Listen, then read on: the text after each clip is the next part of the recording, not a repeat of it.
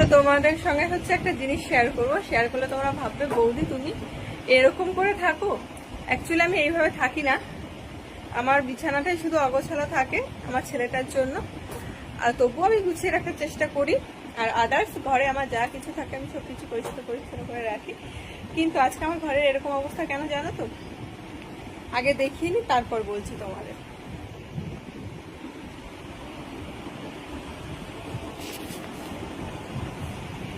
আর ওই দেখো বারান্দার অবস্থা। এবার বলি এরকম কেন?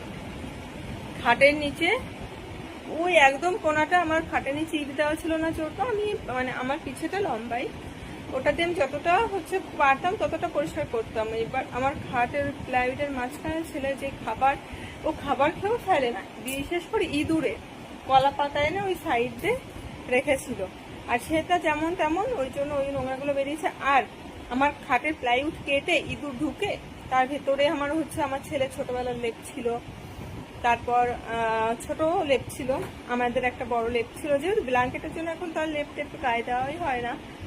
আর এই ঘরের ভেতর প্লাই লাগানোর পরে আমার ঘরটা অনেক গরম হয়, অনেক গরম হয়, যার জন্য আরও ঠান্ডার জন্য বের করা হয়নি আগের বার।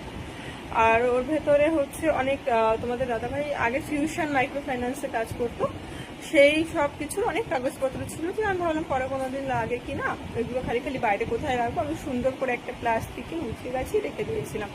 আর তোজোর কিছু শীতের জামা কাপড় মানে ছোট হয়ে গেছিল, আমি ভেবেছিলাম রেখে দিই, পরে যদি কাজে লাগে, না লাগবে ফেলতে ইচ্ছা করেনি। এত সুন্দর সুন্দর নতুন নতুন ব্যবহার করেছি ওই 1 থেকে 2 বার এরকম, এবার অত সুন্দর আমার ফেলতে ইচ্ছা করেনি। আমি বস্তার ভেতর সুন্দর করে বেঁধে ভাজ ভাজ করে সুন্দর করে রেখে দিয়েছিলাম, সেই সব কেটে একদম বিশ্রী অবস্থা করে দিয়েছে।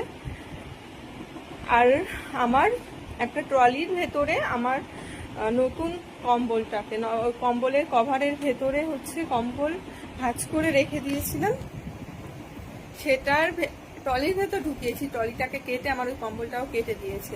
এবার কম্বলটাকে যখন কাটা আমি দেখেছি, তখন আমি খাটে কেমন একটা আওয়াজ হতো মাঝে মধ্যে, আমি বলতাম তোমাদের দাদাভাইকে কোথায় তুমি একটু বেশি শোনো, কিন্তু আমি আজকে ওর কথা শুনিনি, আমি খাট খুলেছি। অ্যাকচুয়ালি আমার প্লাইয়ের সেই ইয়েটা নেই, যেটা টেনে তুলতে হয়, ওটা নেই, প্লাই খুলতে গেলে অনেক কষ্ট করতে হয়।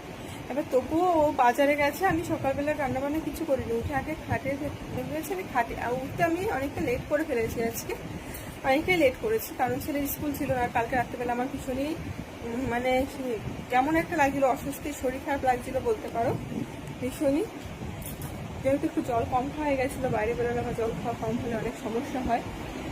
এবার